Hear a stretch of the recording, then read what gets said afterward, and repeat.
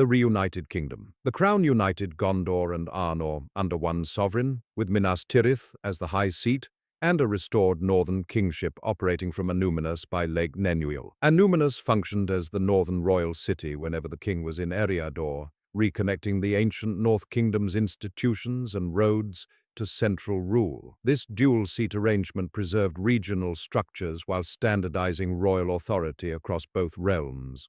The Stewardship and Ithilien. Stewardship continued as a working office beneath the crown. Aragorn confirmed Faramir as steward of Gondor and created the title Prince of Ithilien, placing provincial governance in Ithilien under a lord who also served as the king's chief counselor. Faramir and Éowyn established their household at Emin Arnon on the east bank of the Anduin, keeping provincial administration close to the land it served. This kept day-to-day government stable, while separating policy and diplomacy set by the king from internal administration and supply, managed by the steward prince. The Gondor-Rohan alliance. The ancient alliance with Rohan was formally renewed as a mutual defense treaty with clear borders, muster rights, and free passage for messengers and levies. The Mering Stream and the Halifaerian Line defined the frontier. Beacon and road systems were maintained so that warnings and reinforcements could move quickly between the White Mountains, Lothlórien, and the Mark. This institutionalized the Oath of Eorl as standing policy rather than a purely customary pledge. Harad and Rhûn diplomacy. Diplomacy with Harad and Rhûn shifted from permanent war to conditional peace. Leaders who submitted were offered terms, tribute, trade, and border guarantees, while irreconcilable warbands were suppressed. The aim was to fold willing Southron and Easterling factions into predictable treaty networks that reduced raiding along the Poros and the Anduin crossings. The policy matched garrison choke points with negotiated stability beyond them. Protections for free peoples. Crown edicts protected vulnerable free peoples. The most visible was the royal ban on men entering the Shire, paired with recognition of Shire self-rule and designation as a free land under the Northern Sceptre.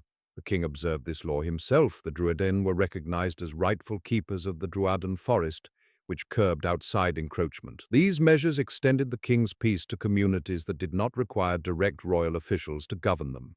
Renewal of Minas Tirith and Osgiliath. Physical renewal signaled the new order. Minas Tirith received a new great gate of steel and mithril crafted by dwarves. Damaged circles were repaired, and the white tree was restored in the court of the fountain. Osgiliath's crossings and guard points were re-established to control river traffic and secure the Anduin fords. These projects prioritized strategic function, gates, ferries, fortifications, over ornamental rebuilding. Refounding Arnor. Northern authority was re-anchored by Refounding Arnor's institutions. Annúminas was reoccupied, the Weather Hills and the Great Road were patrolled, and the Dunedain continued as wardens to keep Eriador's commons, Bree-land, the Angle, and Shire approaches, free from brigands and lingering orc remnants. Standardizing coinage, measures, messenger immunities, and tolls aligned northern practice with Gondor's, enabling trade to move reliably down the Greenway to Pelarga. Layered border defense. Border defense used layered forces suited to terrain. Permanent garrisons held strategic crossings such as Caer Andros and the Poros.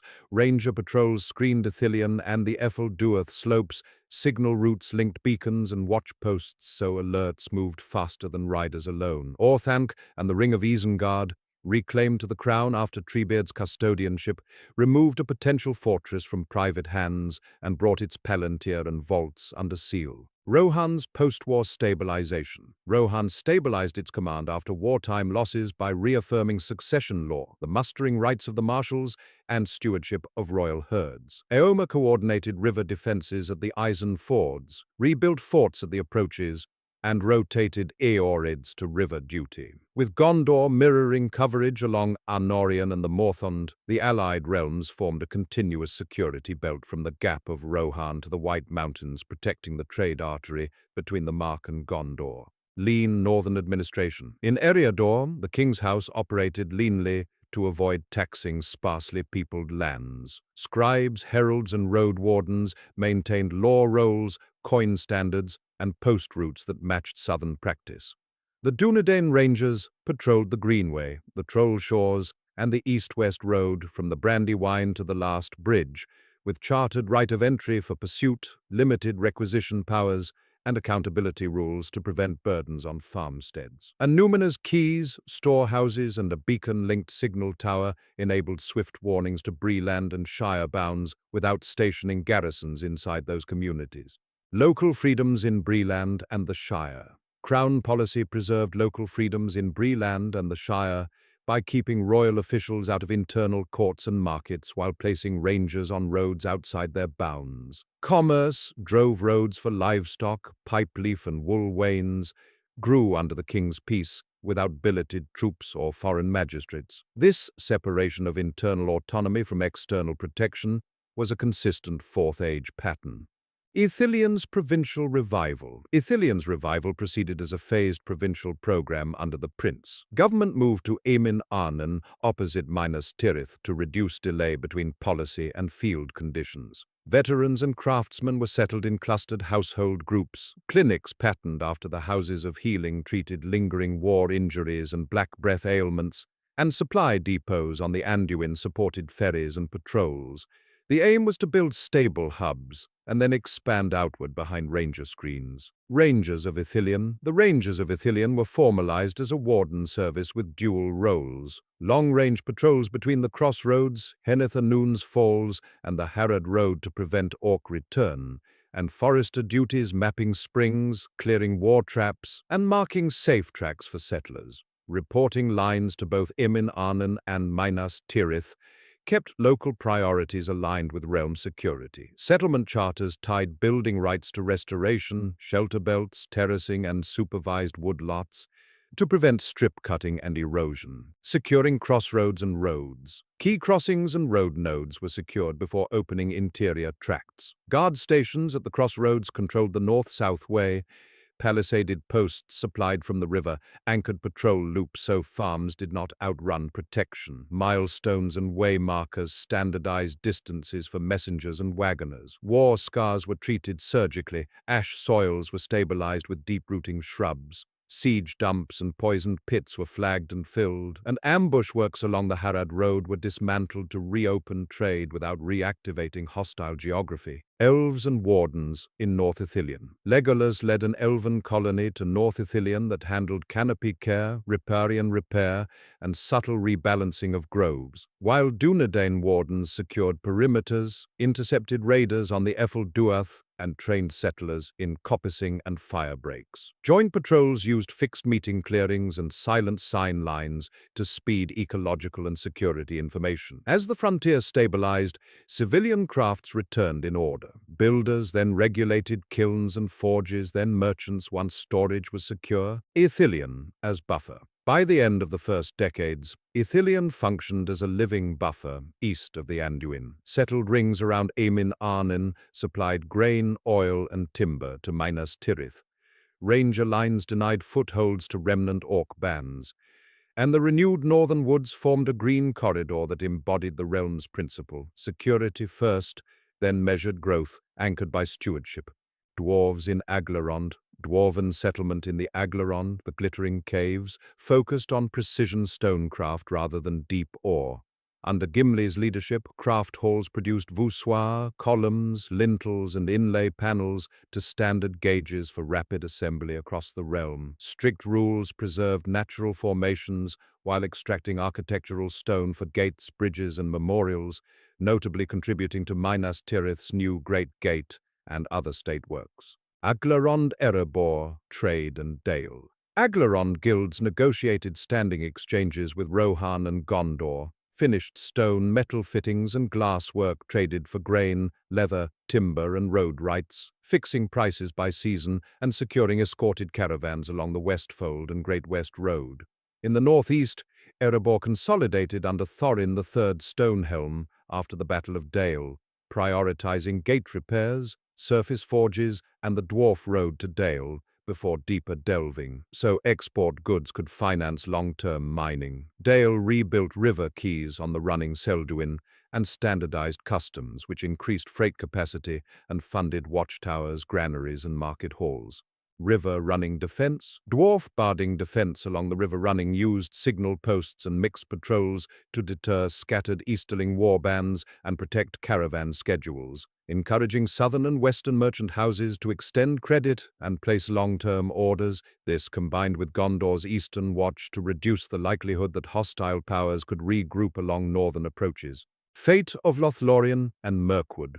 Lothlórien diminished after Galadriel's departure and the loss of the three rings preserving power. Celeborn held the wood for a time, but its borders quieted from an enchanted fastness into a normal aging forest, and many folk prepared to sail. Mirkwood was renamed Erin Las Gallen, and stewardship was divided. Thranduil tended the north, friendly woodsmen and Beornings expanded safe holdings in the center, and the corrupted southern margins near Dol Guldur were cleansed and kept lightly peopled to deny cover to renewed evil. Across elven realms, departures increased as the ring's power ended.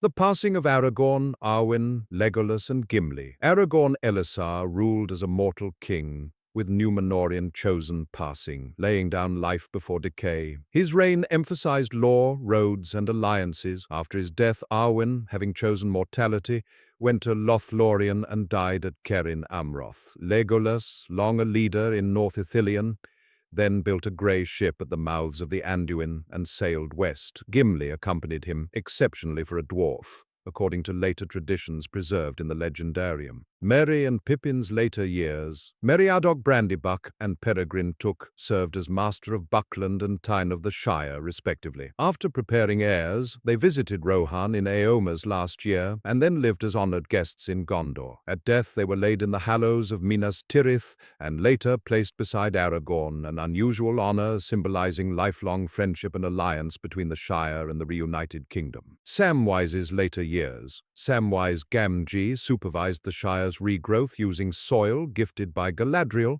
served repeated 7-year mayoral terms, and acted as councillor of the North Kingdom, linking local governance to the restored monarchy. After Rosie's death, and once his children were settled, Eleanor keeping the Red Book tradition, Sam departed the Shire and sailed west from the Grey Havens as a ring-bearer. A special exception allowed for healing. This closed the last direct Hobbit link to the Ring War in the Blessed Realm, restoring Shire governance. The Shire's internal order resumed under existing offices. The Tyne could call the muster in emergencies. The Master of Buckland oversaw the Marish and Brandywine crossings. The Mayor presided over courts, the Watch, and the Post. Elections restored 7-year mayoral terms. The moot and market courts were reactivated, and confiscated goods from the ruffian era were inventoried and returned or compensated under a peace charter that capped reprisals to prevent blood feuds. Shire population and Westmarch. Population growth proceeded only where services could reach. Parishes relayed wells, common grazing, and boundary stones. Destroyed farmsteads received seed grants and timber allocations.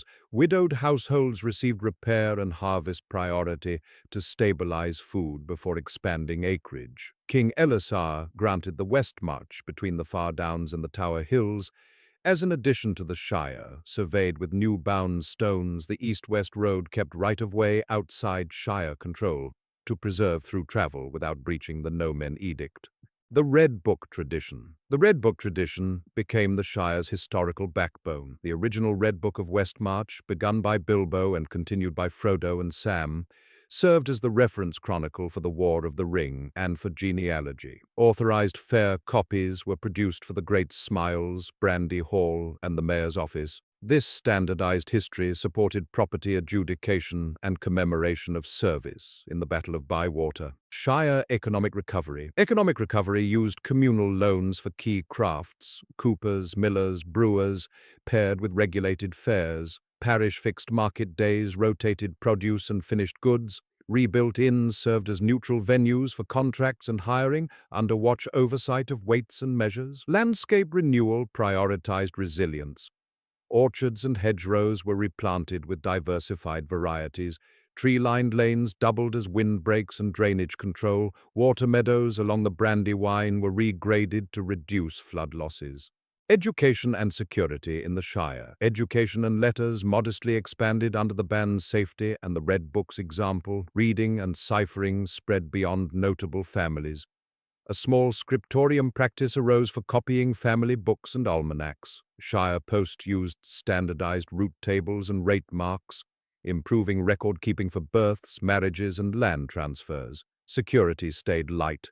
Sheriffs remained a civil constabulary. No standing army was raised. Muster rolls were maintained in sealed tallies, and boundary stones carried both shire marks and the king's device to signal royal protection without foreign garrisons. Freed slaves of Nûrnen. In Mordor, enslaved farmers around the Sea of Nûrnen were freed by royal decree and confirmed as lawful possessors of the farms they tilled. The realm did not garrison the interior, instead it sealed the strategic approaches. The Morannon and Cirith Gorgor, with forts and signal posts, patrolled the Ephel Duath to interdict crossings and block the Morgul Vale. This prevented organized return while allowing local communities to convert coerced fields into freehold agriculture supporting canal and dike repair. Dismantling Mordor's war industry. The state dismantled Mordor's war industry. Engines, forges, and timber yards in Udun were broken up, siege stores were removed or burned,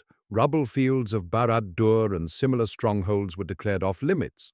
Gorgoroth's ash plains remained a cordon sanitaire, no chartered settlement, due to unstable soils, fouled water, and lack of shelter. Nûrnen's basin, by contrast, with fresh water and arable land, became the focus for civilian recovery under local leadership. Aftermath for Orc Hosts. Remnant Orc Hosts failed to reform without Sauron's will. Many died in flight, others turned to predation at Ithilien's margins and the Brown Lands. Ranger companies and allied borderers hunted leaders and lairs first, collapsing caches and map tunnels to erase wintering sites. Scouts and trading post informants watched easterling movements beyond the Ash Mountains. Treaties with cooperative leaders traded market access for pledges to avoid Mordor's interior and to report musters. Controlled Morannon Corridor. The Morannon Corridor was re-engineered as a controlled crossing, not a highway. Roads were cleared enough for patrols and supply, but kept narrow. Culverts and side cuts were collapsed to deny cover. Layered checkpoints catalogued travelers and loads to block contraband metalwork, captive labor, and contrived pilgrimages. Ideological risks, banners, emblems, and oaths to the shadow were treated as security hazards. Caches were burned, seditious cults were dispersed, or tried to deny any symbolic center for revival. The strategic assumption remained that the One Ring's destruction removed the keystone of a swift, dark return. Custody of relics and Palantiri. Custody of relics and seeing stones followed strict policy. The Orthanc stone returned to royal custody with the tower. The Anna stone remained in Minas Tirith for lawful consultation. The Osgiliath Master Stone was long lost in the Anduin, the corrupted Ithil stone perished with Sauron's ruin, and the Lothlórien stone that looked west departed with the Elves. Heirlooms shifted from active tools to memorial objects. Andoril served as a symbol of lawful rule rather than a field weapon. The white tree signified dynastic legitimacy. Mithril works were catalogued as crown assets. Hobbit keepsakes like the Mithril shirt and phial of Galadriel were recorded in local chronicles rather than returned to perilous use.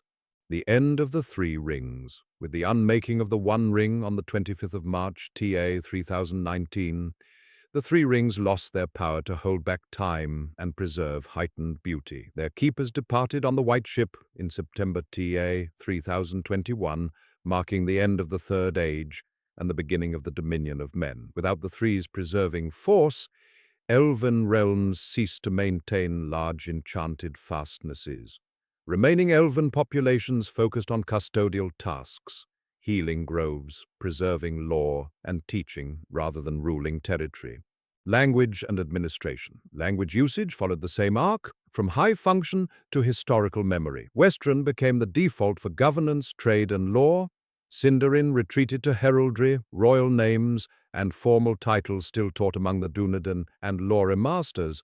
Quenya survived in oaths and book language. Administrative standardization favored clarity. Charters, court rolls, tax tallies, and road edicts were issued in Westron, with parallel Sindarin or Quenya only where precedent required them. Scribes maintained glossaries that translated older place names into Western descriptors on survey maps, to preserve continuity without ambiguity in legal meaning. A mortal age of institutions. Public life became recognizably mortal and institutional rather than heroic and enchanted. Security rested on beacon lines, ranger services, and treaties rather than sudden interventions by great powers. Prosperity followed roads, granaries, guilds, and predictable tolls rather than preserved timeless realms. History turned on law, succession, and policy choices. Law masters preserved memory of the elder days without expecting prophecy, hidden kingship, or returning wizards to set the next course. And so the age of heroes faded, and the world of men took its steady breath beneath the white tree. If you enjoyed this journey through the Reunited Kingdom and the Fourth Age, don't forget to leave a like and share your thoughts in the comments below. Which moment of Middle-earth's renewal spoke to you most? Subscribe for more deep dives into the histories and hidden corners of Tolkien's world, and as always, until the next tale, may the stars of the West shine upon your path.